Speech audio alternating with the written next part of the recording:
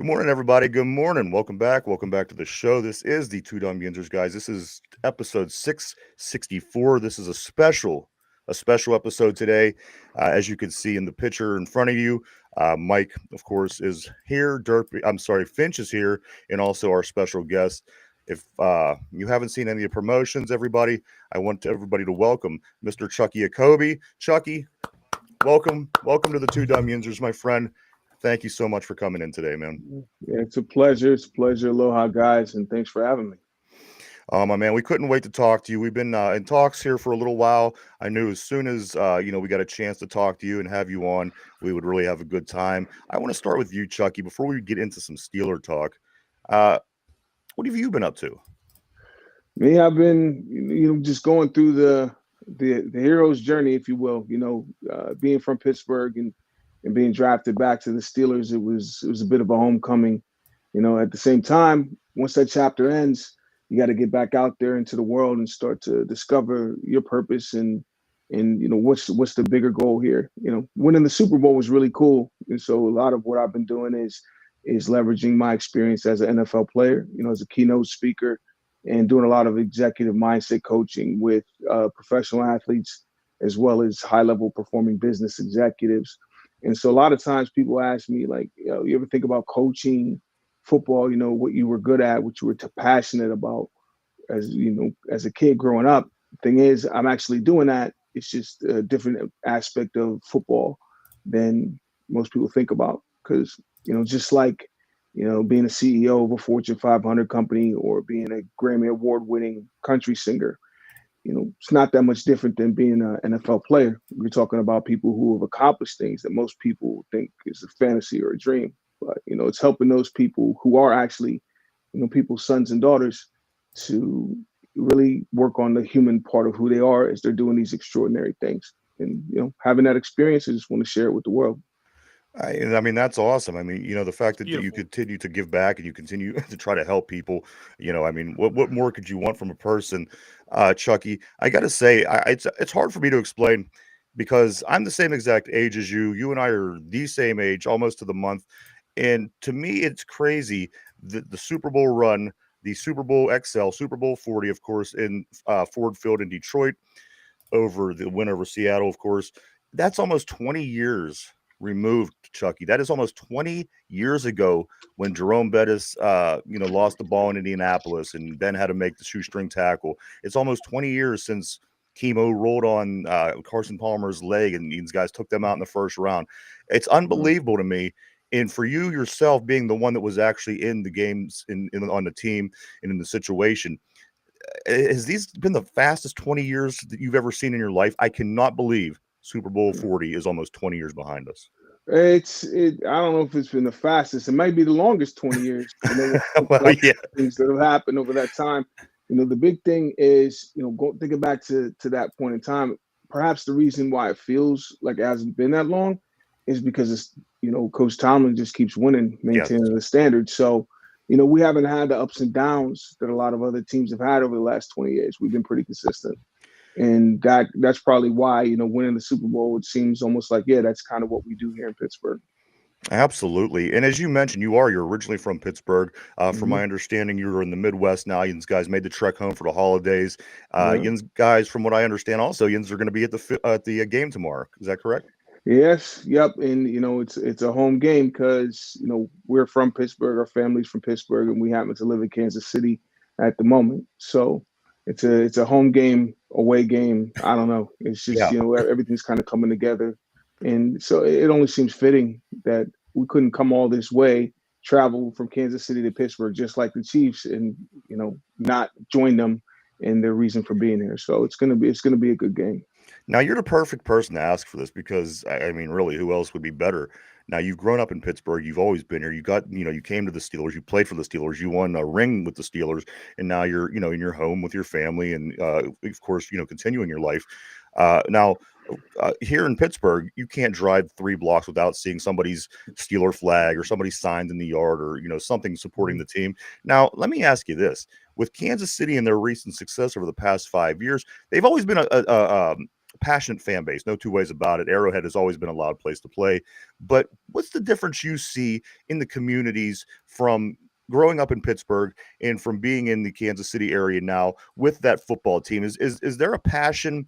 And again, there obviously is a passion. This team is playing very well. They're winning Super Bowls. But is there just an overall feel? Do you feel that the Kansas City, that the team is ingrained in their community the same way the Steelers team is ingrained in the Steelers community, or is there a difference to the two places, Chucky? I mean, you're always going to be able to find similarities and differences. I think between Kansas City and Pittsburgh, there's more similarities than differences. The big difference, since that's the least of it, is that their success and their dominance in the NFL is relatively new. Yeah. Whereas for us, we've been there, done that here in Pittsburgh. So it's a little bit different.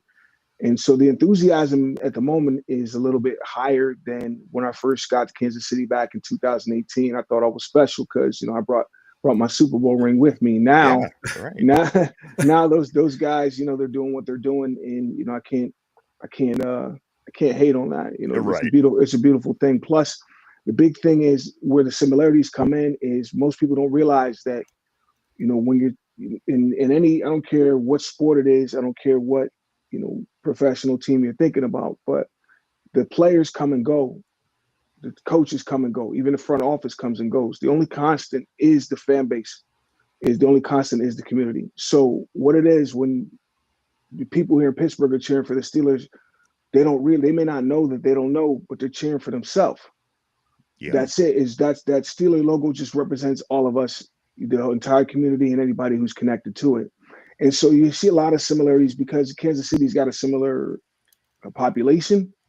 And when you look at, the magnitude or the prestige of cities like Los Angeles or Chicago or New York, Pittsburgh and Kansas City are going to be at a different, people have a different picture in their mind, as opposed to being one of those big places. So, when you consider all of those things, you can see why I say, I see a lot of parallels. The only thing is, it's not new here in Pittsburgh. It's a little new in Kansas City, so they're a little more excited. It's like the first time a baby has a sip of soda. Right. It's kind of like that. It's like here in Pittsburgh, we're so used to that rich history of winning. Like when you lose a playoff game, it's like the end of the world. Whereas Kansas City, all they know right now is just, it seems like just winning Super Bowls. Whereas here we're like, if we don't make it there, we're spoiled. We're there, it's still that fresh, new, and exciting. And you see a lot of other fan bases that would die to have like the success that the Steelers have had recently. In our minds, we might not think they've been great seasons, but we're competitive game out. I think under Mike Tomlin, he coached one game that was meaningless his entire career. And, it seems like we're just a little bit spoiled here sometimes. I could definitely see that. I don't know if I would call it spoiled, though. It's with Coach Tomlin, the one thing I'll say about it is, he's got his sayings and whatnot. I really like how he kind of simplifies the picture he has in his mind.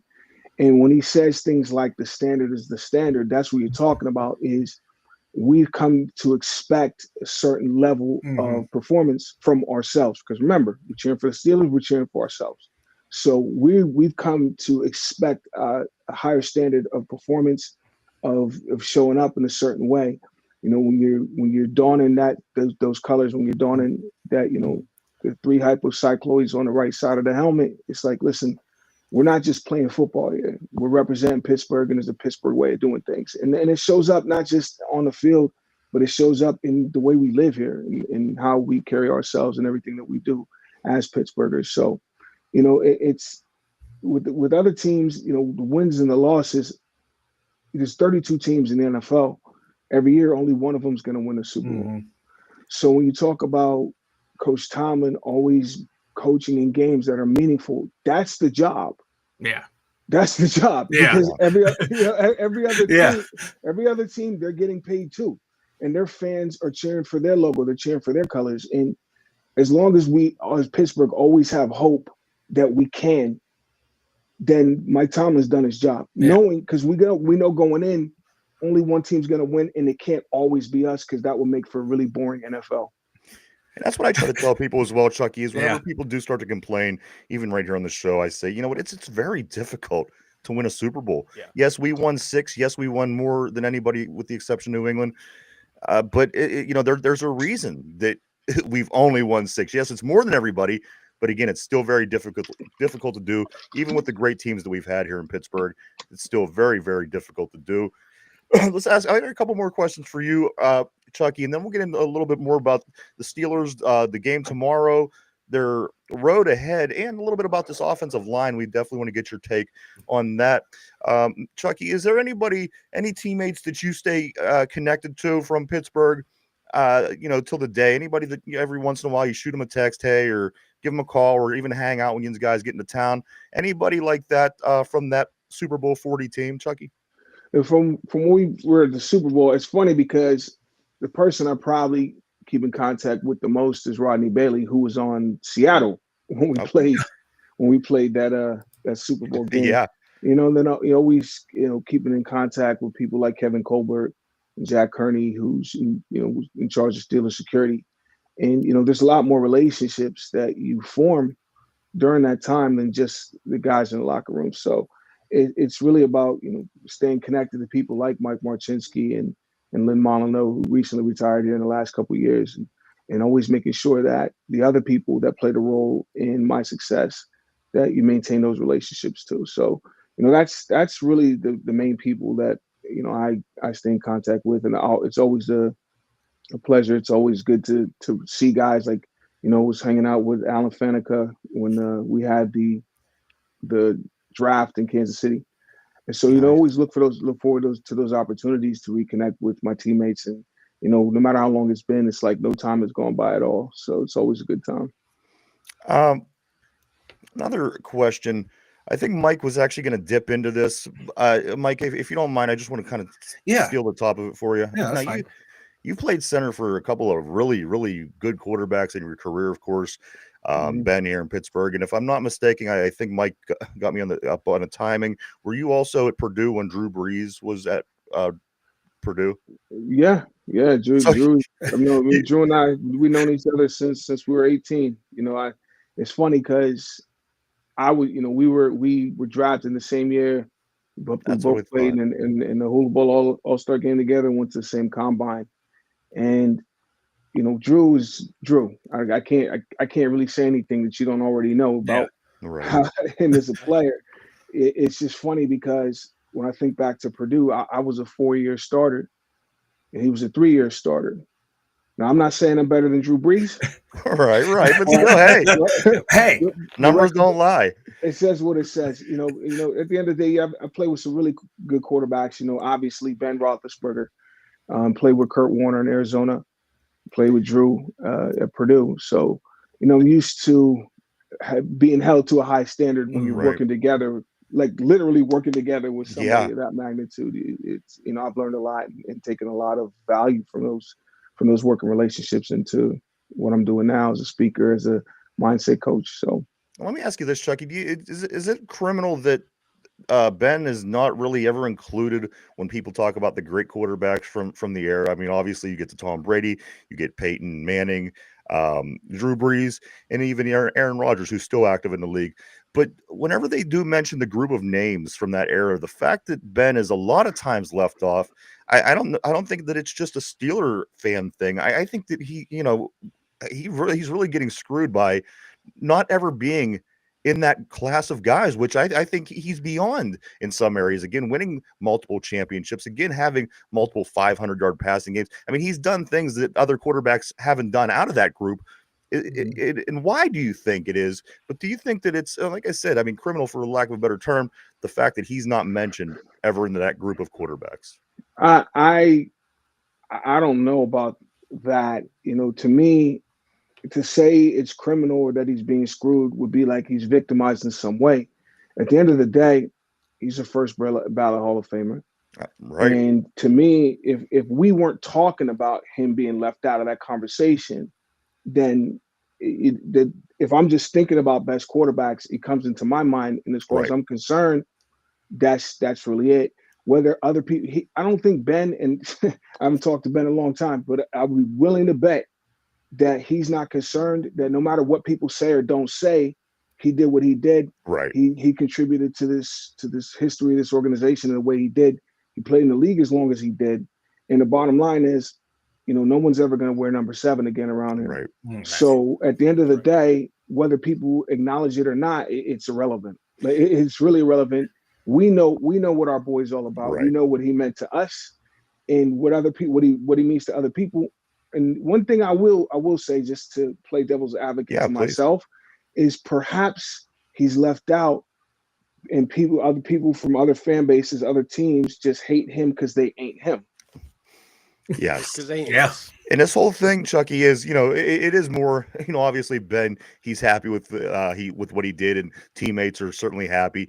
And maybe it's just, it is just that. It's just a fan thing. We hear people in Baltimore saying, this, we hear people in New England saying that. So maybe it is just us taking it to heart more than what the general public does think, because I easily the best quarterback in Steeler history, and that's putting up against a guy who won 4 Super Bowls. I'd say the guy with the 2 is certainly a lot better. I'm going to pass it over to Mike. I do know that Mike has a few questions for you. Yeah, Chucky, have you been able to watch Zach Frazier play at all, the rookie center? And if so, like, how well do you think he is performing at such a young age, being thrust in as a rookie? Well, the fact that he, spent a couple of games out being hurt, and so like a lot of times when somebody from that's behind you gets a chance to play, a lot of times they're going to prove whether that they're a better fit for the group or they're not. And so the fact that even after coming back from an injury, that they put him right back in, I mean, to me, that's a big telltale sign that he's doing all right. He's doing all right, because he could have easily replaced him, whether it be through bringing somebody in or just letting whoever was replacing them continue to do the job. The fact that, the coaches, they still believe in his ability to take us to where we're close to getting to, this year in this season. He's still, doing well enough to get the job done. So I got nothing. I got no criticism of what he's doing. I think that it was a good selection, and he's doing really well for somebody who's never played in this league before. So, give a lot of props to him. Oh, yeah. Then him and, Mason McCormick, too, with the starting right guard, who was thrust into the lineup, too, after the injury to James Daniels. Like, because you were thrust into the starting lineup, too, at the end of your rookie year, correct? When starting center went down? Jeff. Jeff Harding. Yeah, Jeff, Jeff was a great player. It's just sometimes you got to be able to pick up the slack. But that's the big thing about football is you're only as good as your backups are, really, because you guys are gonna miss time. People are gonna get hurt. It's the nature of the game. So, to me, it was less about, being a starter, not being a starter. It was more about maintaining that standard of, whatever was happening before I got in the game. It's my job to, at the very least, maintain that standard. And if I can prove that, I'm an upgrade to whatever we had before, then so be it. At the end of the day, what matters is that, as an offensive lineman, especially being the center, I got to maintain the rhythm to this offense, even from things as simple as setting the huddle. You just got to maintain things and make sure that you're not slowing down everybody else who's been, getting us to where we want to go. And so I think Frazier's doing a pretty good job with that. What's the one thing that centers do? And we know that we're seeing this a lot lately. We're watching a lot of these college football playoffs. A lot of these fans are they're amazing in these home stadiums, all the way down to playing in Baltimore last week, Kansas City coming here, teams that have to go into Arrowhead. What is it that you do as a center to help you to get over the crowd noise in some of these places? I mean, it's got to be almost impossible to hear. I'm thinking of Indianapolis going back to, the Super Bowl 40 season. How do you guys deal with that? A lot of times, I know that you guys have, certain things, tapping from the guards, but that has to be one of the more difficult parts of being a center and competing in the NFL. Well, I think I'll give you a snapshot of some of the work I do nowadays, working as a coach. It's a mindset thing. And so one thing for people in general, because football players are people, is we get to choose what we're focusing on at any given moment. And one of the big things that I learned early on was playing offensive line is easy. It's actually pretty easy. And center, you have the ball, so it adds another aspect into your job, but it's pretty easy. If I focus on 3 things and 3 things only, there could be 8 people there or 80,000, and it doesn't matter. Number one, who am I blocking? Like who? Am I blocking the weak side linebacker, the middle linebacker? Right. Do I got like who's my assignment on this play? So that's the first thing I need to know. The second thing is, how am I going to block them? Is it a pass play? Is it a run play? Is it a draw? Is it a screen? Am I pulling? What am I doing? How am I supposed to block this person to make this play work? So who am I blocking? How am I going to block them? Once I know those 2 things, all I need to know is the snap count. And if I know that, I got it. Anything else to focus on anything else is a distraction to us getting this ball in the end zone. If I just focus, and this is where learning to develop your mind, in a greater deal of focus and concentration, in order to play, in order to do anything at the NFL level, even if it's not sports, if you're playing at that high level, whatever you do, those are typically going to be people who are really good at focusing on what's important. And it's got to be a skill that that you could get really good at, because again, some guys in the NFL, I'm watching a game in the offensive line. I think this happened maybe in the earlier game against the Ravens this year. We went out, we tried to draw them off sides. We did. Mm-hmm. The quarterback with this cane, sometimes I'm on my couch and I'm jumping. I can't believe that the offensive linemen don't flinch. So these guys are very, very skilled at what you do. There's no 2 ways about that. Certainly something that's recognized when Yins are playing on Sundays. Let's get a little bit into the Steeler team. We don't want to keep you too long, Chucky. We know that it's a busy time of year. Everybody's got a lot going on, especially today. Let me get into this game a little bit that you will be at tomorrow. What's the chances?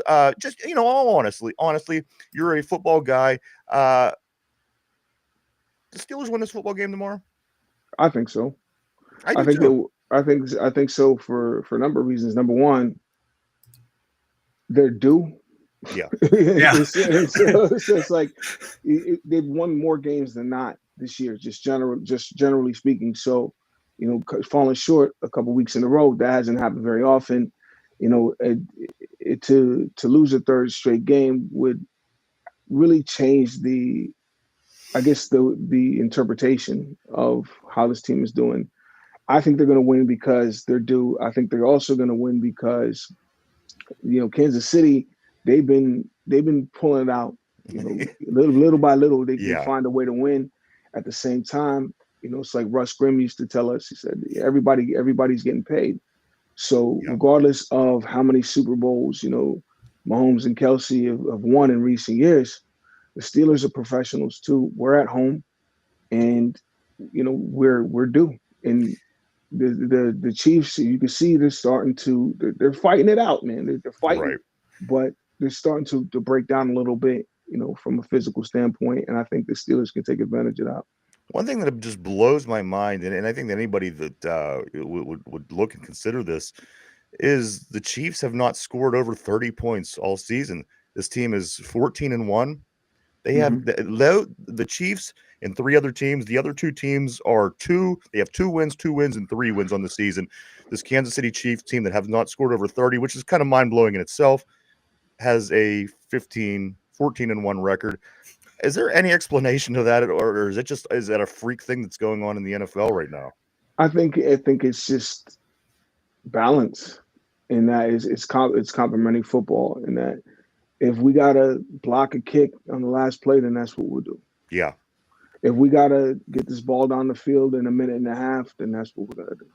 If the defense needs to stop them on this play to stop the clock and give the offense a chance, then that's what we're gonna do. And it really doesn't matter. Like at the end of the day, it's like when I was at Purdue, Joe Tiller used to tell us. He said, "Offense, if we lose a game 60-59, you didn't score enough because we all lost." Right. It said, "Defense, if we lose a game 7-6, you gave up too many points." Right. And then being able to pick it up, one side of the ball, being able to pick it up when the other side of the ball is having trouble, that's the epitome of complementary football. And I think that's what has helped Kansas City have so much success, is that no matter what, they're going to find a way. Do you feel that what's going on right now over these 3 weeks, in these 3 games, I'm sorry, and of course you can't include Kansas City yet because we still play them tomorrow, But is it any concern to you, somebody who knows the game inside and out, that these are the caliber of teams that we're going to be seeing here in a couple of weeks in January when the playoff starts?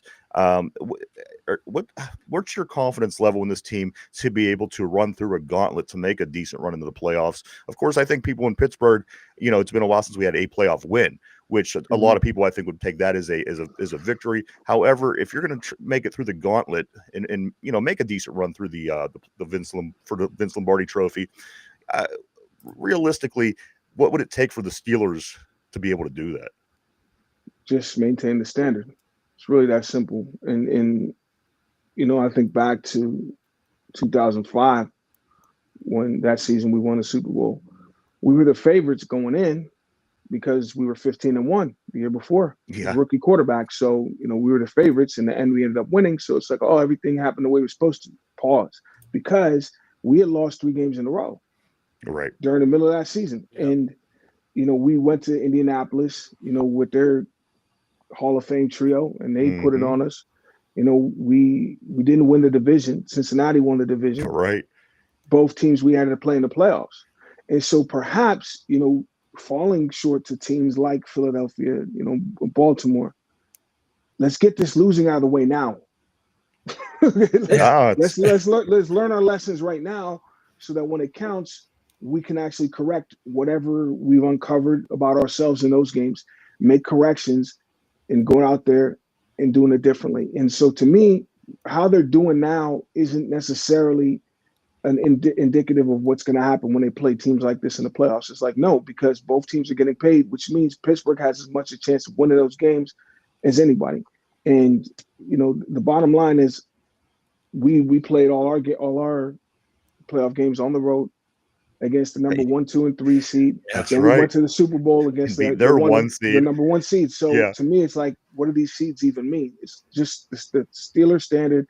Mike Tomlin's done a good job of maintaining that standard.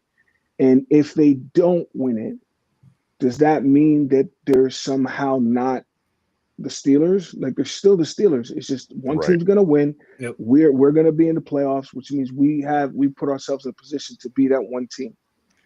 And just take it one game at a time. And in that memorable season, of course, by time you got to Denver to play them guys, they didn't even know what hit them. As I said, you beat Cincinnati in the first round by a couple touchdowns. Of course, the crazy game in Indianapolis, but Denver, it didn't really even feel like Denver even stood a chance by time you got out there for the AFC Championship game. You guys were just in that mindset. It doesn't matter who we play, we're going to win these football games. Yeah, it's just do what you're supposed to do. Do like we practice. We know we're capable. And the thing is, after being in the number 3 seed and the number 1 seed in Cincinnati, in Indianapolis, our confidence was really high by the time we got to Denver. I don't know what the conversation was in their locker room. I don't know what was going on with their coaches, with their fan base. What's the narrative? Because it's like, whatever you say, it becomes the way you see things. So like, if we lost 2-3 games in a row, it's like, okay, back in 2005, if we lose one more, we can't make the playoffs. Right. Okay. Why? I don't like that story. So the story that Coach Cowher, really subscribed to, and everybody else connected to that, was, if we just win the next one and we just keep winning the next one, we'll be champs. Is, well, if you lose one, yeah, I know, but that story sucks, so I'm not going to tell it. Yeah, right. So I'm going to tell the story consistent with what I want to happen, which then makes me feel emotionally the way I need to feel in order to make it happen. So, like, that's it. To me, if the Steelers are in the playoffs, that means we have a chance to win the Super Bowl. That's our story until another reality shows up. And if we just say, hey, we're able to do this, and then we just maintain the standard, which is the standard, then anything's possible. So now just focus on that. You did refer back to that game earlier in the season against Indianapolis. I think we lost 27-7, give or take. It was just a total. We went in there. Like a Monday night game too. It was a primetime game. I'm remembering correctly.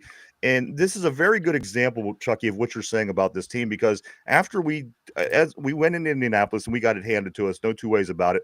But we went into that stadium again in the second round of the playoffs. It didn't even seem like you guys took that winning mindset and said, we're going to win. We're going to play by the standard, whatever the case may have been at the time, and we're going to beat this team.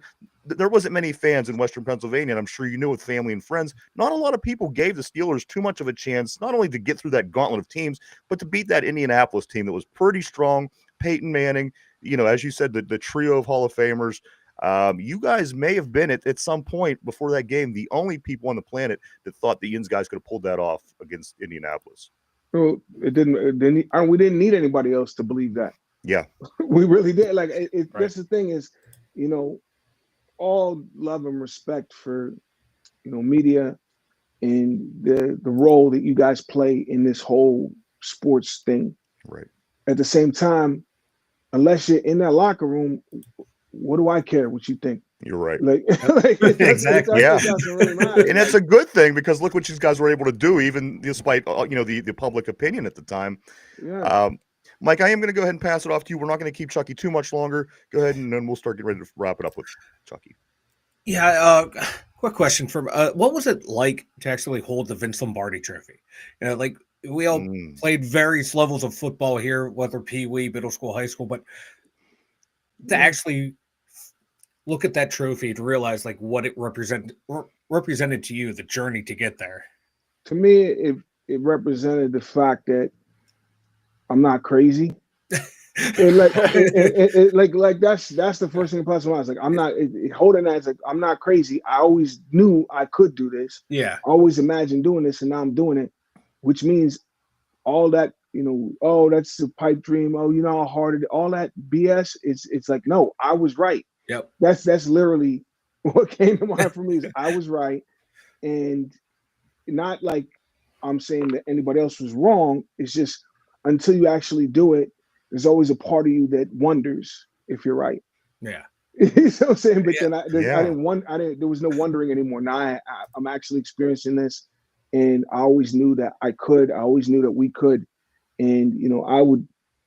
It's actually a testament to me that if anybody else just holds their vision of what it is that they really want, then it's possible for them. And I was just, blessed to experience that personally. Chucky, that's one thing I'm learning from you today. I mean, geez, oh man, there's nothing that you ever did that you didn't put your mind to. You went and you had a good career in Purdue, and then you go to the Pittsburgh Steelers and you have a good career. You win Super Bowl. Then you're continuing on with your life, and you're helping people, and you're continuing to teach. So I mean, it's obvious that you are very smart. You're a very strong man. Minded fella, and that's always something that for people to look up to, not only adults but for kids to look up and say, well, look what this gentleman from Pittsburgh he was able to do. Again, he was playing with Drew Brees in his college career. He came home, he won the Super Bowl. So again, for all those things, we applaud you, Chucky, and and the people that didn't know all these little things about you, I think that once they learn them, they'll certainly say, you know what, that Chukky Okobi, he is one of my favorite Steelers of all time. And I think that's something that I'm learning today. Chucky, let me ask you a couple more questions, and we will let you go. Do you have a prediction? I don't know if you do predictions. Some people do, some people don't. Any predictions for a score for the game against the Chiefs tomorrow? 27-21 Pittsburgh. Okay. Mike seems to think they're going to score over 30. They haven't scored over 30 all season. No, I'm just teasing. He does not think that. I wanted to throw that out. But on me. Chucky, guys, one more, just wrap it up. If you have anything else for Chucky, again, it's busy. It's Christmas Eve. Jeff, Finch, do you have anything? Yeah. Russell Wilson has become somewhat legendary in a very short time here in Pittsburgh for all of his things he's been doing off the field. You see a lot of him at, the children's hospitals and just doing all these wonderful things that you and many other Steelers have done in the past. What does he bring to the team off the field? His play on the field has been pretty good, obviously, but what is it that he brings? Is there an attitude? Is there some sort of like, what's the pick me up? What is he doing that is really bringing the team together? And, do you think that that's going to play a big part in him possibly bringing number 7 here? I think The big thing is he's connecting with the people. It's not just some guy that you see on TV or you happen to see him wearing number 3, but you don't get to see his face because of his helmet. Like, no, he's a real person. And, we're all unique in our own way. And he brings a unique energy that is new here. He's been legendary since he got in the league. Right.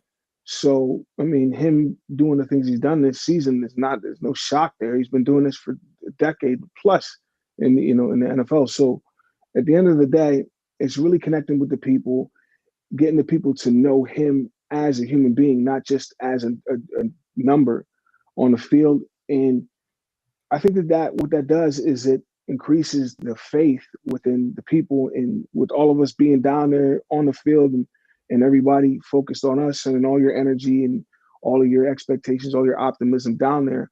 If he connects with the people, then it actually gives the entire city, the entire Steeler Nation, a greater ability to support this team.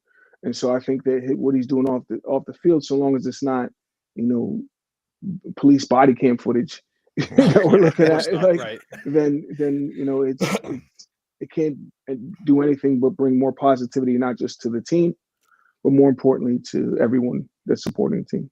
My question is this, Chucky. You're playing in a game. You have Jerome behind you. You have Ray Lewis in front of you. You have to move the guy in front of you so the guy behind you could get down the field.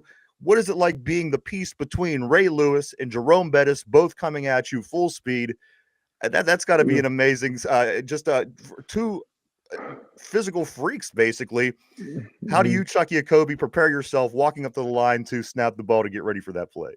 Focus on only those 3 things. Yeah.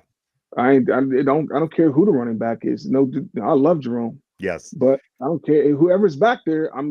I got to do my job. And if I don't block the position, this middle linebacker who happens to be Zach Thomas or happens to be Ray Lewis, well, then, I mean, how difficult can it be playing against James Harrison every day in practice? Like, whatever.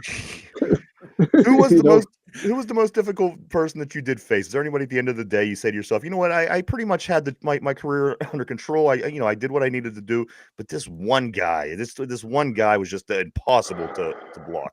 There was nobody better than Casey Hampton. Okay. There was nobody. There's nobody better. And to me, playing against him every day made it easy against other teams. Like literally there was nothing to be concerned about. Yeah. There's nothing that you're gonna do that I haven't seen. You're playing against linebackers like Clark, like Joey, like James, like Jason Gilden. It's like, okay, well, you're a freak of nature, but so are they. And so right. I play against freaks of nature every day. Yeah, absolutely. Maybe I'm a freak of nature. You don't know. Absolutely. Nobody asked him what he's thinking. Right. You don't know. I may be smiling. I know I'm not that tall, and I know I got a nice baby face, but you don't know how crazy I could be. Absolutely. You don't know. Absolutely. Gentlemen, anything else for Chucky? One more question that someone in the comments put. Just quick thoughts on TJ Watt. It's just like watching him play. Just how dominant is he?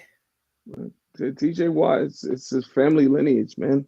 What I see out there is some great parenting, and that it's not his play is the result of his focus and his heart, and those are things that he learned at home from the culture in their house. And obviously we talk about his brothers, and couple decades from now we'll be talking about his kids.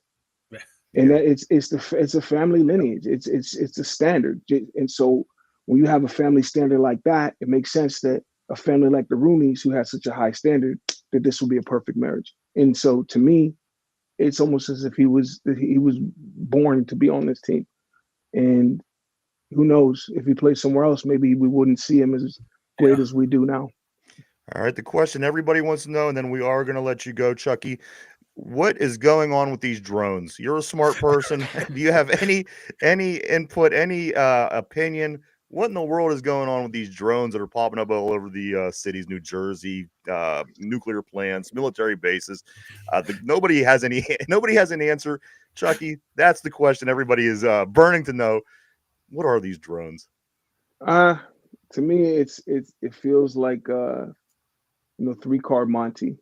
And I feel like the drones are making people look up while somebody here that you're not looking at is reaching in your pocket and taking something. So to me, it's like it seems like somebody wants to mess with our focus and give us something else to worry about, if you will. And so it's just one of those things where, okay, acknowledge that it's there and make sure that you're keeping an eye on what's going on the ground where you are, as opposed to focusing on what's out there. I agree with you, my friend Chucky. I am so excited to be able to talk to you today. I know the guys are as well. Yes. We were really excited. I know that the show is going to do well, and I think that, again, this was really great experience. We were so thankful that you were able to make it in, especially on Christmas Eve. We wish you and your family nothing but the best in the greatest holiday season. We want you guys to have a safe trip while back at home this weekend or this week, seeing family, getting down to the game, and cheering on our Pittsburgh Steelers. Chukky Okobi, I want to thank you so much for joining us today. It was great. We appreciate you. We love you. And the Steeler family says, let's keep moving forward. Let's go win us some more Super Bowls. All right, for sure. Aloha, guys, and thanks for having me. Thank you, Chucky. Absolutely. Thank you, Chucky. Thank you, Chucky. Mike, if you Good know, luck in your future, okay, sir. there you go. All right, guys, that was Chukky Okobi right here on the show. That was great to talk to the big guy in the middle. Derpy, you can come back in whenever you're ready. There's Derpy. Guys, a little bit around the horn here, Mike. Chukky Okobi. Awesome. Well, Yeah. what else can you say about him? I liked it, man. Like his insight to that insight to the center position. Like these are the three things I'm going to focus on. Let me Because cut you you off always real quick. wonder, Yes, the board is it's been being read the whole time, and it is here as well. So, guys, you can continue. We didn't want to interrupt Chucky. So go ahead. Yeah, that's I'm all, sorry, man. Mike. That's all Phil still. That's all. Yeah, we weren't ignoring you guys. It was just, No, not at we all. wanted to focus on Chucky I there. didn't want to make him feel like he was being pushed off. That's all. Yeah, but no, like the insight. Like I always wonder, like what's going through an athlete's head as the game's going on, and I thought that was a very pertinent insight to what a pro athlete is thinking about. Absolutely, Derpy. Let me go to Finch. Finch, how did you like that interview, man? That was pretty cool, huh? Yeah, that was pretty great. I enjoyed that. I thought it was very insightful. Yes. I was glad that he answered our questions in a very straightforward and That's so smart. clear to understand, succinct manner. That was cool. Men like Chukky Okobi are what make the NFL great. Yeah. He made a good point. He said, it's good that we don't see somebody like Russ Wilson on body cam, right? And there are so many players, and you see a lot of it in the NFL more than any other sport here, is you do see a lot of players get into trouble and say stupid things and do stupid things. And even though they're great players, they're not exactly great human beings. And Chucky, along with a lot of his teammates from the Steelers at that time, have proven themselves to be great human beings. And that's just a testament to good attitude and great upbringing. And it was an honor to talk to him. It was super cool. Absolutely. And it was insightful. Derpy, did you enjoy the interview? Yes, I did, even though I was backstage. Hey, you're still part of everything. Like I said, if it didn't look so fragmented, I mean, like I said, when he came in, I wanted to take a look at what it looked like, and it was just, I needed Chucky to be viewed better. He would have been small. Yeah. If there was some way we could put the fifth screen in the middle of the four screens, that would have been right pretty in the middle. cool. Yeah. Guys, let's jump over. We do have a football game tomorrow. The Pittsburgh Steelers. They could do something. I don't know what they could win. I don't know. I know that Baltimore is back in the game. We do have the slight edge over them with the tiebreaker, guys. But Chiefs coming to Pittsburgh tomorrow. That game's at 1:00 on Christmas Day. Couple things, guys. Chiefs 14-1, Steelers 10-5. A lot of people in the media saying this Steelers team might be the team that, out of everybody that's in the league, could be the team that's built to beat these Chiefs. This team hasn't scored over 30 points all season. I think the one thing that people are missing out, though, guys, is how good that defense is really over in Kansas City. Mm-hmm. They did let up, I don't know what it is, maybe the second least amount of points all season. They're still in the I don't know. If you look, it's the 170s or two, whatever the lower group of numbers is, it's right there. They're amongst two or three other teams. So, again, it seems like Patrick Mahomes and company, they're trying to, it takes them till the end of the game a lot of times to win. Maybe it takes clonking a field goal off the field goal post to go in to get the win. But a lot of people do not appreciate and respect the defense. That defense is doing huge things in Kansas City, guys, which I think is going to be comparable to somewhat to what the Eagles brought. So this is going to be a tough game, guys. No two ways about it. And at the end of the day, you don't want that guy on the other team having the ball on the last drive of the game. So Finch, Chiefs, Steelers tomorrow. What do you give a chance? Let's call it from 1% to 100%. What kind of percentage do you think you give the Steelers to win this football game tomorrow and stop the 3-game losing streak? I'm going to go about a 40% chance of us winning the game. The Steelers are balanced, and they've been pretty well balanced most of the season. But, the last couple of weeks, we have not been playing very well. We got outplayed by the Eagles. We got mostly outplayed by the Ravens. We had some mistakes here and there. Correcting mistakes is something Tomlin is usually pretty good at. So I don't see us playing terrible ball, so to speak, tomorrow. But Kansas City's just really good. And our offense is not stellar right now. And, hopefully Pickens can come back. We're not sure yet, I guess, if he's going to be there. But that's the matchup I'm looking for. Like you said, Kansas City's defense is very solid. One of the best. And I feel confident that our defense can stop Patty Mahomes. We've stopped him before. We've beaten these guys before. It's just that It's just the offense. I don't think we're going to score enough, man. And once again, they haven't scored 30 points all season, but we haven't scored 30 points very much either. So that's what I'm looking for. I mean, we can, but it's going to be You think tough. this secondary, guys, let's say we come back healthy. Let's say that we have Jackson and Deshaun Elliott and Joey Porter. Let's say all these guys do make it. Is that enough to be able to beat this team, Finch, to have our entire secondary? Or do you think that this team is just kind of, they're just a higher upper echelon? It could be enough. And the reason for that it could be enough is that Kansas City tends to play close games just like us. Yeah. And in a close game, it takes one fumble, one pick six, one strip sack to turn the tides. And nobody does that better than the Steelers. The Steelers force a lot of turnovers, and we don't give up a lot of turnovers. And that has been our winning formula this season, and it will continue tomorrow, I think. Yeah, and that was the difference in the Baltimore game. The second time around, every time Baltimore fumbled, they were there to scoop it up. Whereas in the first game, we were right there. We had multiple guys around the ball. This game, we did not. When they fumbled, they had so many linemen. And you and I were saying that during the game. Yeah. Every time they put the ball on the ground, it always bounced their way. Yeah. That's when I started to get the feeling that those kind of things weren't going to happen for us. Once it happened after the first. After the second time, I thought they're just getting the bounces. It's not. Yeah. You just knew it. Like the football gods weren't on your favor today. Like you see that in hockey a lot. The bounces just don't go your way, and it didn't go the Steelers' way. In Kansas City's defense, like. They're third in scoring. They're giving up 18.5 points. Pittsburgh, we're getting about 19. But Kansas City's defense, they're average when it comes to passing. Their pass defense, they're not much better than Pittsburgh. They give up 215 a game. We give up about 220. If you get George Pickens back, that's going to open up the offense. It's going to open up the passing game because when he's involved, we're up over 200 yards passing per game, 220, 250 in that range. Get him back, the emergence of Calvin Austin, that's going to test that secondary. Chris Jones, he's questionable for the game. Their star D tackle, so they're getting banged up. Like Chucky said, he alluded to, they're taking physical tools as well. We're starting to get guys back. Looks like Pickens is going to be back. Looks like we're going to get our entire secondary back. Maybe not Joey Porter Jr., but okay, now we're only starting one backup corner instead of two. We're going to have our full complement of starting safeties back. Deshaun Elliott's going to be back there.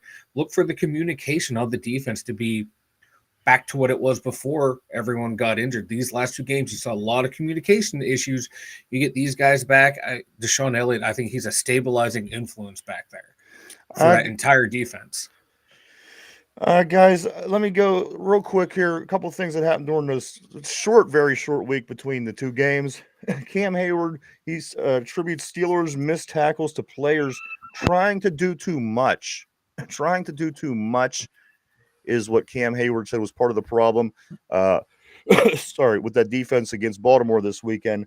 He attributes the Steelers' missed tackles to players trying to do too much. Mike, do you think that's the case, or is that Cam kind of politicizing I think if that is the case, because he wasn't the only one. Patrick Queen said that as well. That like guys were trying to play hero ball instead of just playing your assignments. And that's why I think we just got out executed. The guys were trying to do too much. They saw too many guys that were out, so people weren't trusting their assignments, weren't trusting the guy in front of them. Thought they had to go out and play hero ball. I think that gives a lot of credence to what Chucky was telling us. He mentioned that there's 3 things that he focuses on every play. When you start bringing in other things, playing hero ball, trying to hit guys a little extra hard and trying to over pursue, so to speak, mistakes are more likely to happen. And I think that rolls in very well with what Chucky was saying. You can do your job well, but you can't do your job too well. You know what I mean? It's real easy to overly do it, and it can, in the case of professional football, it can ruin a game. I mean, look on the read options. Like everyone kept attacking down to Lamar, thinking, "Oh, we're going to get Lamar. We're going to bottle Lamar up." Instead of taking that split second, let the play develop. Look at the ball where it's going, and then attack Henry, then attack Lamar. It just seemed like every edge rusher was going Lamar, instead of keying in on Derrick Henry. Guys, we're going to move forward. We do have some things we still have to do. One thing I do want to say is, I don't know if you caught it, you probably did, but Deontay Johnson is a Houston Texan. Of course, a lot of the injuries, Tank Dell, the most recent, goes down. Deontay Johnson, guys, is a Houston Texan.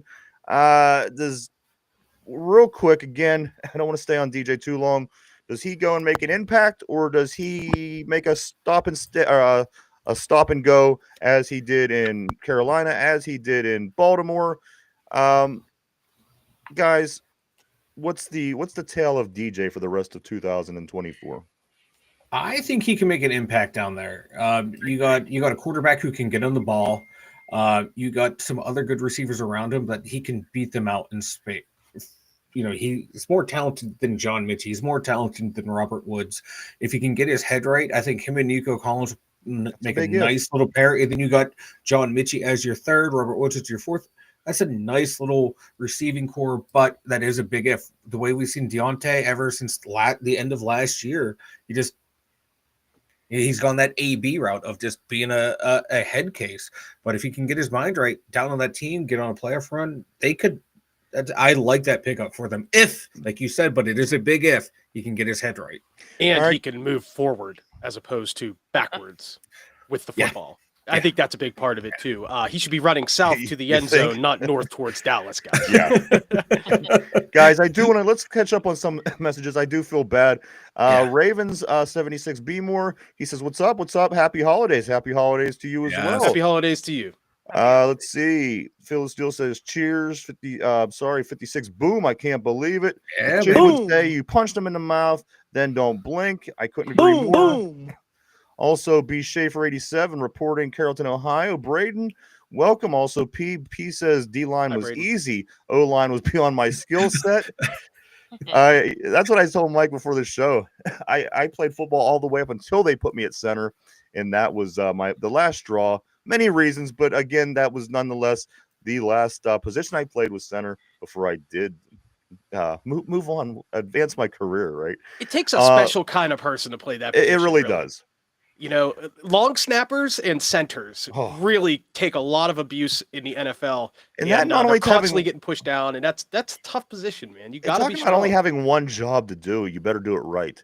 You come out there X amount of games to long snap a ball, and then that's it. You get back on the plane with your two friends, and you go on with your career. Guys, let's see. Also, Phil still says, "Hey, 56, what do you think about Watt? Some experts say that 90 sucks and doesn't do jack on the field." And Mike did get that in there for you. I love that Mike got that in there. That was awesome. Picked up on that as well. Roger Murray says, my coach used to say, if we don't score a touchdown on every drive, somebody didn't do their job. And if we don't stop them from scoring, somebody didn't do their job. I like it. Also, Phil says, by the way, those of us who strapped it up and went to war, we don't go by name. We call out each other by our number. I recall. Also, he says, get to Mike the Steel, get to the board. And that's when Mike brought that up. He did.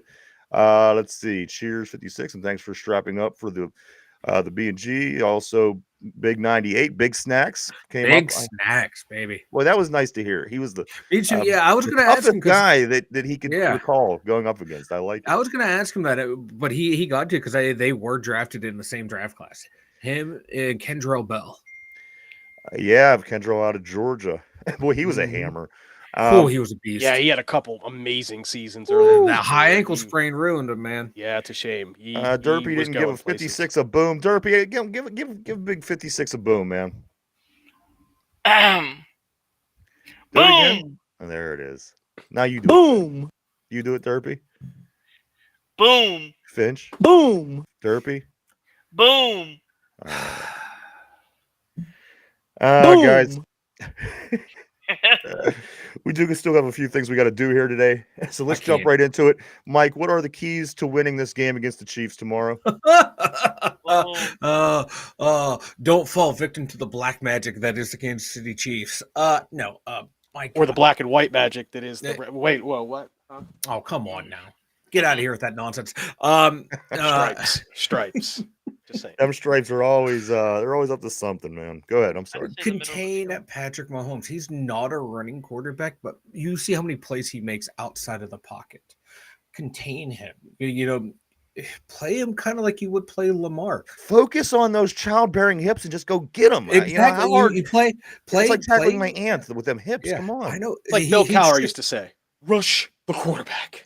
You're right. Kill the quarterback. But no, like just play smart football against him. And when he starts scrambling, the DBs need to stay with the receiver, stay disciplined. What's Travis Kelsey? Where Kelsey goes, you know Mahomes is going to look for him. You know he's going to go to him. Right. Put Just 9 look- guys find on that guy if you have to. Yes, You know? none of their other receivers scare me. I think Hollywood Brown is back, but focus on Travis Kelsey. What about Juju? Does Juju make a big play? He Something probably that we're ready will. to just strangle him He after. prob- I mean, he wants to. probably will. You know he will. He's- You know yeah. they're going to feed him the ball at some point, but yeah. And stop throwing. Don't let Pachenko get going. You know, like don't let them become a balanced offense. that is the keys to winning by Mike, guys. Oh. Let's jump on to the over or under. I'm sorry. P quarter blacking for Christmas. Quarter blacking. Oh for my Christmas. goodness. And then also Field to Field says no 3 and outs. and Exactly, score. Phil. Exactly. Guys, we got to get into this over and under. Mike, why are those? Did you change that to the I changed it to a Christmas font. I okay. didn't realize it was going to be on everything. I saw it the I other was day messing when I was around with it rewatching early. tape, and I thought, what is this? I was Not a messing around fan. with it the other day. No I was like, biggie. All right, guys, let's get into the over or under. There's not going to be explanations because we do have a full staff today. So let's get some overs and unders here. Mike, Russell Wilson, 1.5 touchdowns thrown, over or under? Over. Finch, Over. Derpy. Over. All right, Najee Harris and Jalen Warren. Now, think of this defense we're playing. The Chiefs got a pretty damn good defense, guys. Najee and Jalen, 100 yards rushing, over or under? Ooh. This is combined, which last week they had like 90 something between the You two. know what? I'm going to take the over, even though they're number 3 in the run defense. I'm taking the over. Finch, Give me the Naj- under for those two, but over for the team rushing in general. I think Gotcha. Fields will get in for a play or two and get some yards. Derpy, Najee and Jalen, 100 yards Under. rushing, over or under? Under. All right, Mike, Pat Fryermuth, 3.5 catches. Over. Tight Over end. it. It's going to be tight end. Over. Finch, Over. over as well. And Derpy, Pat Fryermuth, 3.5 catches. Here comes your Ohio State answer. Go ahead, Derpy. I think he'll be the difference. Oh, wow. That surprised me. Usually with these two, it's insane. It doesn't matter what's going on. They Over. always go to their college roots. I thought for sure Derpy was going to have him I under. never do. I never do. Mike, coming back to you. Calvin Austin the third, a half a touchdown. Calvin Austin, over or under? Over. He's Finch. due. Calvin Over. Austin and Derpy. Calvin Austin, a half a touchdown, over or under? Over. All right. Chris Boswell, Mike, 2.5 field goals in this game. Over or under? Over, baby. Over. Guys, I'm pretty optimistic, everybody today.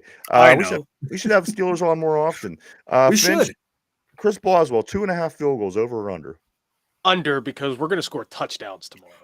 All right. Derpy, 2.5 field goals. Chris Boswell.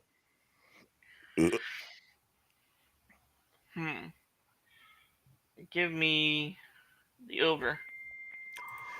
All All right. Mike, we're going to, I'm sorry, one more offensive question. 1.5 turnovers. Are we going to turn the ball over 1.5 times, more under or over? Under. Clean football, boys. Clean football. 1.5 turnovers, Finch.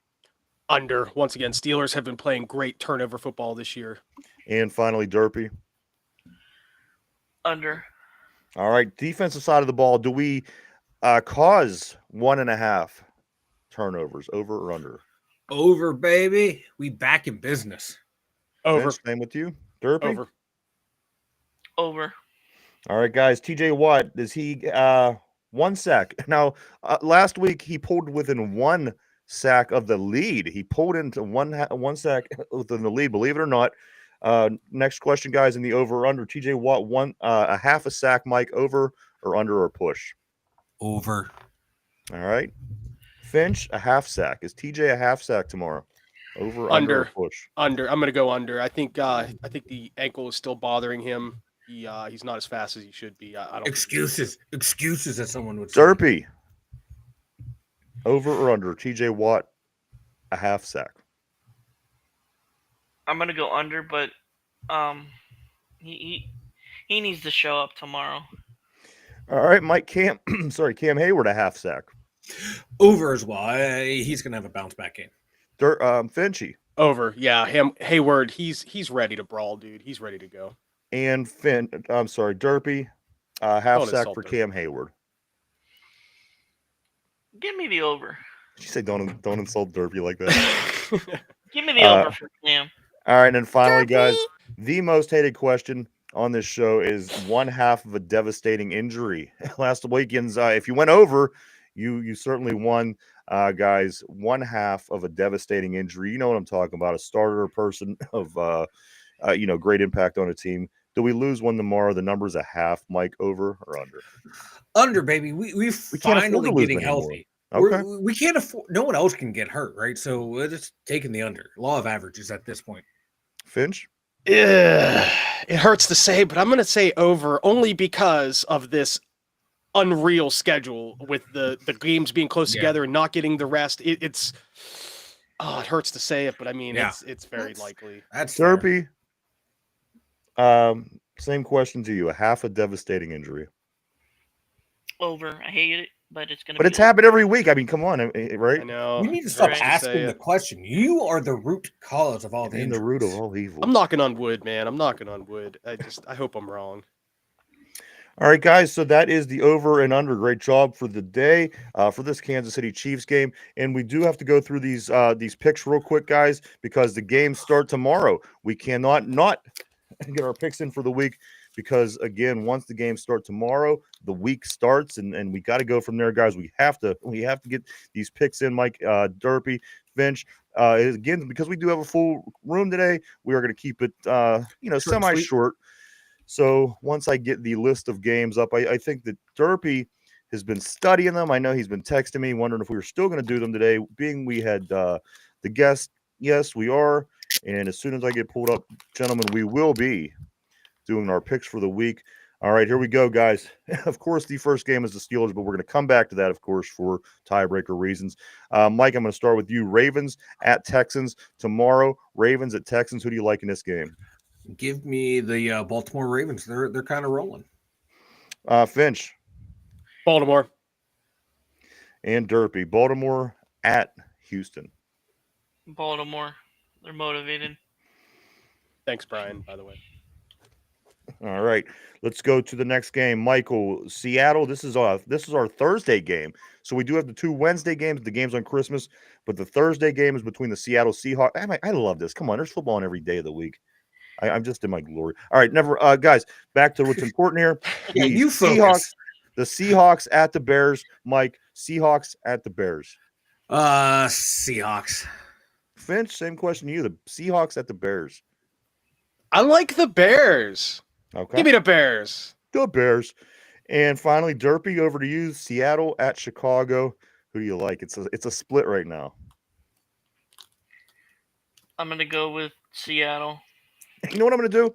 I am going to turn it around, though, and I'm going to start asking Derpy first. Yeah, because I was Mike- just gonna say that, right? Because yeah, Mike won. I'm just so used to right. Mike losing. I just assumed that this is the way that No, we I go. was rolling with it. I was like, whatever, man. Mike, are you cool with that? Are you cool with I'm me cool asking Derpy, then Yeah, Finch, you then can ask you? Derpy first. Yeah, you can go Derpy All right. first. Derpy, this means we're going to come to you for the next game. The Chargers at the Patriots. The Chargers at the Patriots. Derpy, who wins this football game? Oh, how the mighty have fallen. Give me the Chargers. All right. Finch, the Chargers. Chargers. Okay. You've been waiting for decades to be able to do that. And Michael, same question for you. The Chargers at Gillette to play the Patriots. Who wins? Yeah, give me Herbert and Harbaugh. The Herbs. The All right. Herbs. The next game, guys, the Broncos at the Bengals. Derpy, That's- the Broncos at the Bengals. That's kind of tough to That choose. should be a tough game. Because the Bengals still have an opportunity to go, right? Yeah, they are Mhm. very hungry right It's one of now. the teams they have to have to leapfrog. If they win this game, next week is very interesting. Derpy, the Broncos at the Bengals. Hmm.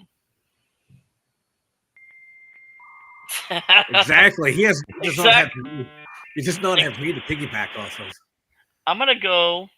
I don't want to do it, but I think I'm gonna go with Bengals. All right. Finch, I'm going to come to you next. The Bengals, Broncos, man. Bengals are Bengals? hungry and they have a shot, and I think that Joe Burrow is going to go insane. It's going to All be a right. good game, though. Mike, Broncos at Bengals. I'm gonna take. Oh, that's gonna be a tough one. I'm gonna take the Broncos. I know Bo Nix is a rookie. Bengals defense isn't that good, but they're starting to show up. But the Broncos defense, I It think should they be have a good enough. game. I think they have enough to contain, not like shut down, but contain that Bengals offense. All right, Derpy, back to you. We're going to go with the. Now, these are Saturday games. I didn't even throw that out This there. but weekend Derpy, is awesome. This is the most awesomest weekend ever. Ever. Derpy, this is the 8:15 Saturday night game. The Cardinals at the Rams. The Cardinals have just been eliminated from the playoffs. The Rams in LA. Cardinals at Rams. Derpy. If it's in LA, give me the Rams. They All take right. care of business. All right, Finch. Same question for you. Cardinals at Rams. The real question should be, how the hell can the NFL flex out of this game? There has to be a way, right? I know. Give me the Rams. All right, and Mike, the Rams, Cardinals. Who do you like? I am gonna make this a clean sweep. Give me the Los Angeles Rams. All right, Derpy, the Cowboys and the Eagles. The Cowboys and the Eagles. Who do you like in this one, Derpy? It's in Philadelphia. Hmm. Give me the Eagles. All right. I didn't like how Same. they performed last week, though. All right, same question for you, Finch. The Cowboys at the Eagles. This is the first 1 o'clock game on Sunday. There is a better chance that Santa Claus himself is going to walk through that door than the Cowboys are going to win this game. The All right. Eagles by 30, bro.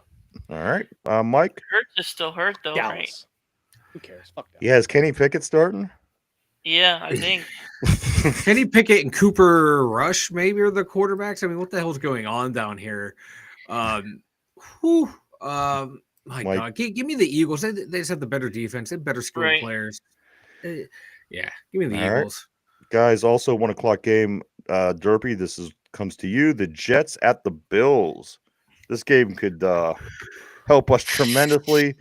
However, it probably won't. Derpy, the Jets at the Bills. You taking the Bills? Yes, of course. Yeah. Aaron Rodgers, your career is over. Please retire. Finch? Every week I make one pick where I'm just like that no Ooh, chance yeah. pick Ooh, where I that like shitty it. team. I Switching make up one every roles. week, but guess what? It's not this one. Oh! Boom! Aaron Rodgers. Boom. Aaron Rodgers is going down. The Jets are going to get smoked. Mike, Jets at Buffalo. Since I am speaking about Aaron Rodgers, Mike Muller, 0 NFL experience, 1 year, 7th grade offensive line, and I am vaccinated. So therefore, I can speak about you. That's the rules. And you're going to lose to Buffalo. All right. Derby comes back to you. The Colts at the Giants. These Colts, they're getting hot. They need to win. They're not out of it. Colts at the Giants, Derby. I just want to throw out there, the Giants are not one of the 13 teams that was able to win at MetLife Stadium this year. 13 teams to win. The Giants were not one of them. Derby, with that being said, Colts at Giants, who do you like? Give me the Colts. All right, Finch Colts. and Mike. Colts. I mean, you take them Giants. I ain't taking the Giants. Raiders at Saints, Derby. The Raiders, Las Vegas. You just seen the Saints play last night. They lose 34-0 to the Packers. Yes. Derby, Raiders at the Saints. Who do you like in this game? Both these teams suck. They are trash. Yeah. Give me Vegas. So All right, Finch. Las Vegas or New Orleans? I'm only taking the Saints because Derpy said the Raiders. One place you go to see boobies, the other place you go to touch boobies. All right, you're taking New Orleans? You did say New Orleans, Finch? Yeah. Okay. Mike, over to you. The Raiders at the Saints. Who do you like? Oh my God. The line is Vegas by -0.5 points. I'm going to do something that has never been done on this show before. I am taking a tie. All right, that's weird. You just screwed up your whole pick. No, I'm joking. Give me the. Now you're gonna be back. It's already Now set. you're gonna be bro. back to You the cannot mercy you of are not Derpy doing because that, of crap. this crazy pick. You want that to happen? Do you For really one, want that to happen? F you. Mike, who do you like? Who do you Hey, want? give me in the this game? Raiders. All right. Derpy coming back to you. Titans at the Jaguars. Titans at the Jaguars. Derpy interdivision game. Who wins this football game? this is another terrible game. I don't know how these fan bases can live with themselves watching. Might be a these Mason teams. Rudolph, guys. Is it Mason playing starting Yeah. for Tennessee? Yeah. There you go, Derpy. Mason Rudolph. Give me Rudolph by 1 million. All right. Finch, over to you. The Titans at the Save it for Jaguars. I think it's appropriate that Rudolph has a good showing on Christmas weekend. So let's go with Why the does this guy only get to play during Christmas time? Have you ever noticed that he's not a beginning of the season player? He only plays around Christmas. Mike, coming to you. Tennessee at Jacksonville. Yeah, give me Tennessee. All right. Derpy, coming back to you. The Dolphins and the Browns. The Dolphins, they're another team. They need to keep winning. They won last week. If they continue to win and have some help, they may end up in the playoffs. Derpy, the Dolphins at the Browns. The Dolphins. Finch, Dolphins at the Browns. I'm rooting for a Comet to come down and just wipe it out completely. I hate both teams with every fiber of my being, but if we're going to talk straight football, give me the Dolphins. They're hungry. They have a chance. They want to win. Let's give me Miami. What about you, Mahler? The Dolphins at the Browns. I'm going to take the Dolphins. The Browns have given up. I mean, look how they played last week. They gave up. All right. So you think that there's no chance that the Browns? I mean, who do we? They play somebody we need them to beat next week too. I think it might be Kansas City. It might be. All right, guys. Packers. This is a 4:25 game on Sunday. The Packers at the Vikings. Derpy. The Packers at the Vikings. Should be a hell of a game. Ooh, that's a Vikings heck of a just- game right there. The Vikings just tied the Detroit Lions in the record in that division, and the Packers are not too far behind both of those teams. Derpy. The Packers at the Vikings. Give me the Vikings.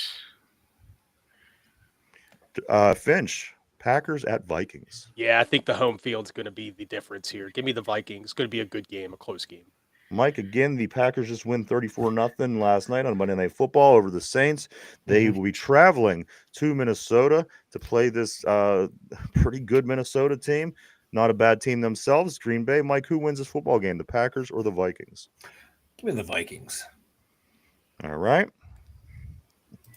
P says no Jameis, no Browns. they got DTR starting up here in Cleveland. Guys, the Sunday night football game, 8:20, is between the Falcons, who are working their way back into the playoffs. Mike, Tampa Bay took the L last week. That helps Atlanta out. The struggling quarterback lets the young kid play a little bit down in Atlanta. Guys, Derpy, Atlanta at Washington. Who wins this football game? Washington. All right. Finch, Washington. Atlanta at Washington. You want I like Washington as Washington. well? Who did just upset Philly, Kenny Pickett's Philadelphia Eagles. And Mike, the Washington Commanders hosting the Atlanta Falcons. Who wins? Yeah, give me the Commanders. They're starting to get their groove back again. All right.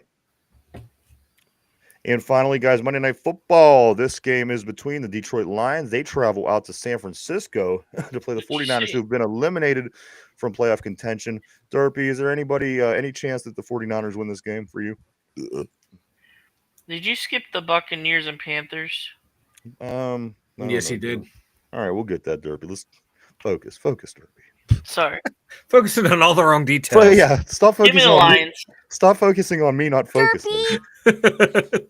All right, so you like Detroit? Yeah, they're a complete team. Give me the Lions. Finch, the Lions at the 49ers. Detroit's third stringers could be playing, and they'll still beat the Niners by a touchdown. So give me Detroit. Agreed. Mike, anything keeping this from being the clean sweep? No. San Fran, they're just so beat up and devoid of any skilled players at this point. So give me Detroit. They're looking for that high draft pick. They are. They're gonna get Brock Purdy's replacement. We do have to rewind back to a 1:00 game between the Panthers and the Buccaneers. Panthers kind of get this. I don't know what the hell's going on with them. All of a sudden, they're decent now. They're winning football games. They cut Deontay loose. Mike, I'm sorry, Derpy. The Panthers at the Buccaneers. Again, the Buccaneers. They're in a battle with Atlanta to try to win that division, and the winner will be the only team that makes it out of that division. Derpy, who in this game between the Panthers at Tampa Bay? Who do you like? Give me the Buccaneers. All right, Finch. Yeah, I like Tampa in this game. And Michael. Yeah, I like Tampa too, but I think it's going to be a very close game. Bryce Young, ever since his benching and came back, he's been a much different player. All right, guys, let's go back to the Steelers game. That game is the first game of the upcoming weekend here. 1:00 tomorrow on Christmas Day, guys. The Chiefs at the Steelers. Derpy, I need your pick, and I need a score for tiebreaker purposes. What do you think? Chiefs at the Steelers.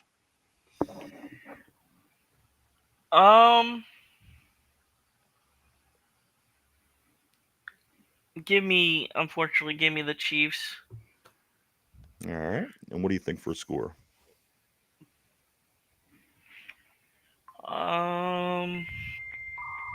Exactly.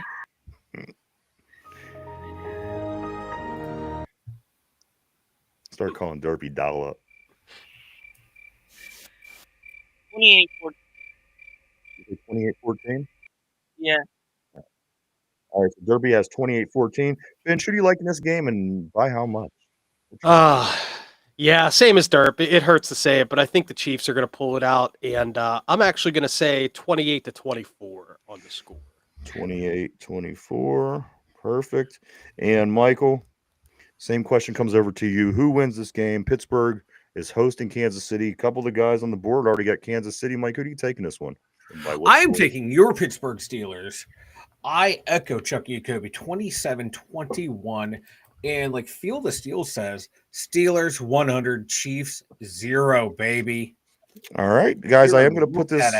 Mike, I can't even read that script, dude. When it's I know. What is terrible. Why don't you put it in Chinese? It might as well be fucking Arabic, dude. All right, guys. So that is the picks. They are in for the week. Week starts tomorrow. Better. I try to bring a little fucking Christmas joy to you ungrateful Yeah, there was no Scrooges, joy. and this is what I get. My whole face hurt. So that is done. That is going to the vault, guys. We'll see you next week. We'll pull this out. We won't pull it out until then to see how the picks goes. Mike, you had the advantage this week. Derby picked first, so let's see if that makes any difference moving forward. Let's touch on some of these comments, and then we will start getting ready to wrap up here pretty soon. Let's see. I'm going to come back to where it says the Chiefs can't keep getting away with this. We're going to go right from there. You guys work harder than Santa. That's right, baby. Here we are, Christmas Eve.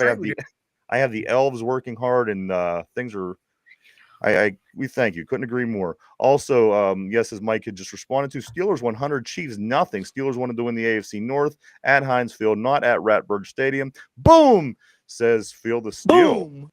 Boom. Also, what if Pickett goes on to win the Super Bowl like Nick Foles? Boy, would that be an interesting That'd be an ultimate scenario. slap to the face. That would require actual talent. It also No. Nick Foles though, come on. Also, guys, Panthers want to skip this season, or Panthers fans, I'm sorry. Also, P says Battle of the Short Kings, Derpy for the Panthers in Tampa Bay. For the Panthers in Tampa Bay, and then also Derpy. P Morton says Derpy getting the most out of that AOL CD. That's Guys, such a good comment. Absolutely. And then let me touch on a couple other things here real quick before we do get ready to take off, guys. The Pittsburgh Penguins, they beat the Eagles, might as well, 7-3. They beat the Flyers last night, 7-3. Yeah. That takes the Pittsburgh Penguins record up to 16-15-5, while the Flyers dropped to 15-16-4. Sidney Crosby ties Mario Lemieux for the most assists in Pens history. So, the one thing that really set Lemieux apart from a lot of people was all those assists. Sidney Crosby ties him and for best ever on the team. So that's good stuff. That's an amazing stat, and I'm very happy for Sidney, but it's so wild that it took Sidney 20 seasons to get there. Right. And Lemieux did it in like almost half that. So it's just a testament how freaking great Mario was and how much of a shame it is that he had the back issues and the what was it, leukemia or whatever it was. Hodgkin's. Yes, I'm sorry. Hodgkin's. Just what a great player he was, and what a great player Sid is. We're very spoiled here in Pittsburgh when it comes to hockey. The the Penguins play tomorrow. Or I'm sorry, they don't play again until Saturday. That game's at 7:30, where they travel to play the Islanders.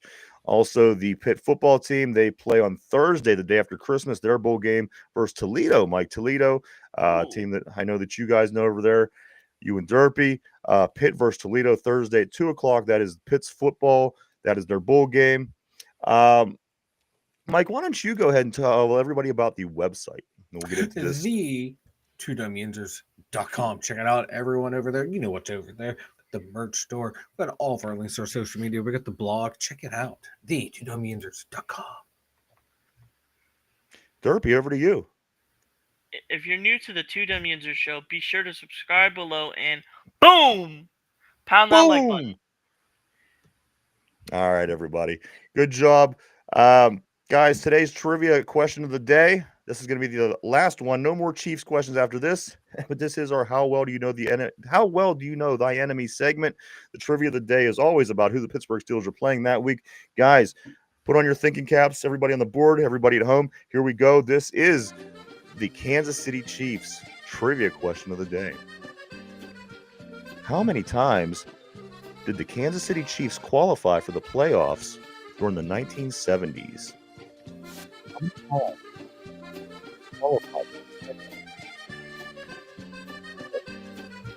Take a minute to think that over. We're live 5 days a week right here, Monday through Friday, 11 a.m. to 12 p.m. Eastern Standard Time, every day right here on YouTube. All right, guys. Question of the day is, how many times did the Chiefs qualify for the playoffs in the 70s? Finch, I'm going to start with you on this one. I know they did at least once because they won Super Bowl IV. So I'm going to say that was the only time they qualified. I'm going to go with one. Interesting. Is that your final answer? Yes. All right. Derpy, I'm going to come to you next. How many times did the Chiefs qualify for the playoffs in the 1970s? Field of Steel. I'm sorry. P says once on the board. He guessed once. Finch says once. What do you think? I'll go one. One. Nobody guesses this team made more playoffs more than one time in the whole entire decade. Interesting. Mike, over to you. How many times did the Chiefs qualify for the playoffs in the 1970s? Everybody seems to think it's one for some reason. 2. Number 2. Dos.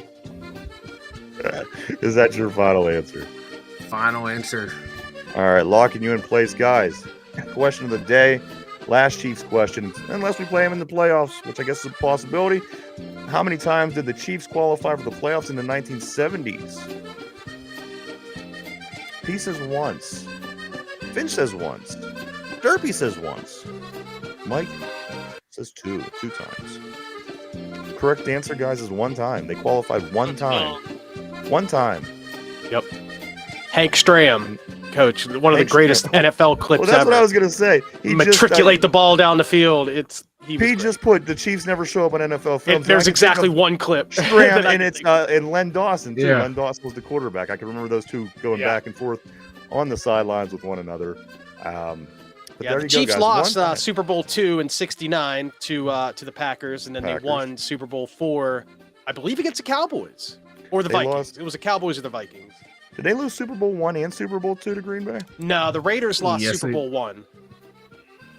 Isn't that right? Didn't the Raiders? No, Green Bay. Listen. Green Bay beat Kansas City 35-10 in Super Bowl I. Okay, I know that for a fact. Yeah. I mean, that's just the one thing I'm recognizing. I'm not recognizing the second game where you are, but the first game I do know that was a Kansas City Green Bay. Yeah, you're right. I got 1 and 2 mixed up. I think Green Bay beat. It's all good, brother. It's all good in the hood because tomorrow we got the Steelers. Tomorrow's Christmas. Guys, you guys ready for Christmas? Yes, sir. Yeah. Are you? Everybody got everything done, their trees up, decorations, presents, wrapped, all that stuff? Oh, well, I got to wrap. I still got to do some running around. All right. Yeah. Anything before we start getting ready to wrap things up, guys? For the we're gonna be off till Monday. I do want to throw that out there, guys, that we will be off till Monday. The game tomorrow, we're gonna take the end of the week into the weekend off. We'll be back Monday to get ready for the Cincinnati Bengals. We'll take the day off in the middle of the week for New Year's, but I think we're gonna go around that and continue to do the show next week, with the exception of the one day. Get ready for the Bengals, go into next week, and that will get ready for the playoffs after that. So this will be the last time, guys, for the week. We will be back Monday after this show. I also do want to say every day I tend to remind everybody to go vote for their favorite All-Pro for the Steelers. That ended last night at midnight, so the voting is done. I don't know who's in, who's out, where they're in, where they got voted in, but guys, we will be getting those results. Soon, I'm sure. Again, we cannot. Voting is done. You can no longer vote for your favorite Steeler as for the All-Pro game, Pro Bowl game. Mike, Finch, Derpy, what do you got, guys? What do you got before we roll? This is going to be the last time I got 3 things.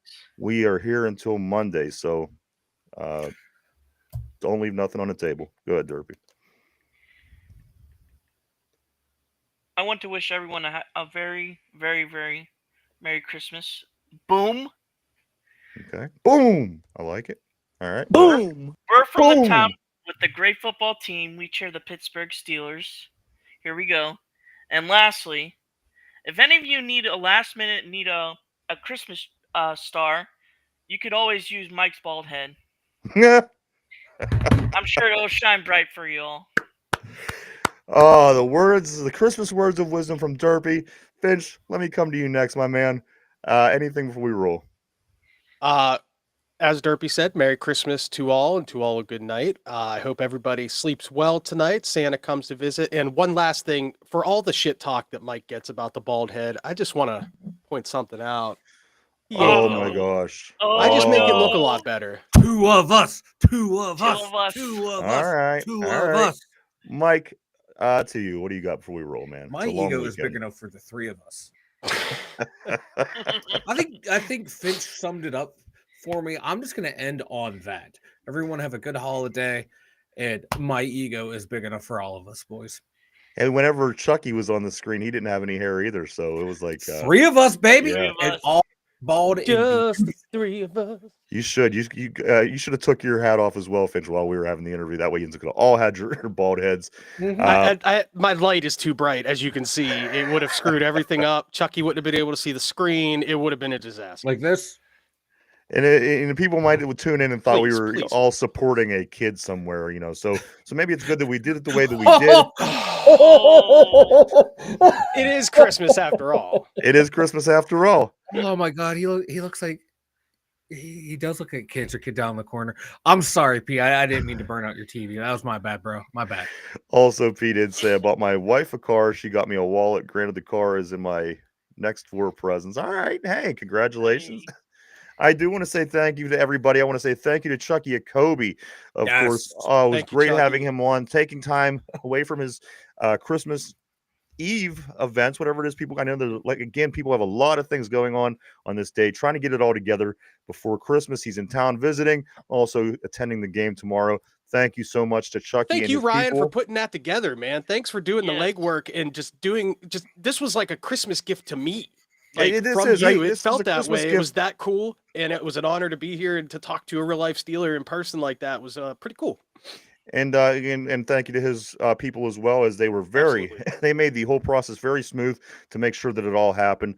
I do want to say thank you to Chucky and them and everybody on in his team. I do want to say, guys, tomorrow big game, 1 o'clock. Don't miss it. Get your jersey out. Get your terrible towel. We're going to need everything going for us in this game, guys. We're going to want to get away with this. Come out of this at home with the win, maybe, and then we could go to get ready for Cincinnati. So, guys, for that. Everybody have a safe weekend. If you're going downtown to the North Shore, be careful. Have a safe trip. Cheer your team on. Cheer the Steeler team to victory. Again, thank you so much to Chukky Okobi. I want to wish everybody a Merry Christmas. Everybody have a safe holiday. I hope everybody stays safe. And again, we will be back Monday first thing to cover everything about this game, anything that happens all the way up through the weekend. And again, get ready for the Cincinnati Bengals, excuse me, which falls on the following weekend, guys. So, guys, speak now or forever hold your peace. Is that it? All right. For Finch, for Derpy, for Mike in the Steeler Central Mobile Studio, for myself, the Two Dumb Yinzers. Everybody have a very, very Merry Christmas from us here at the Two Dumb Yinzers. Stay safe. We'll see you first thing Monday. Go Steelers. Go Steelers. Go Steelers.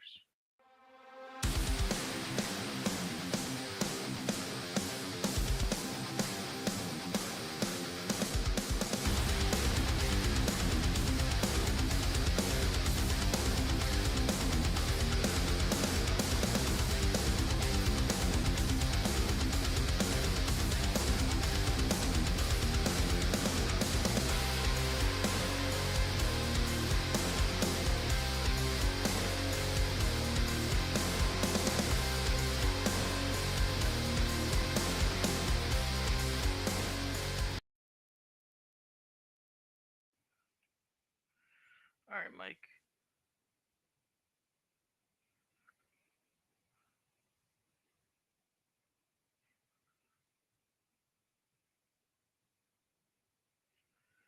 Peace.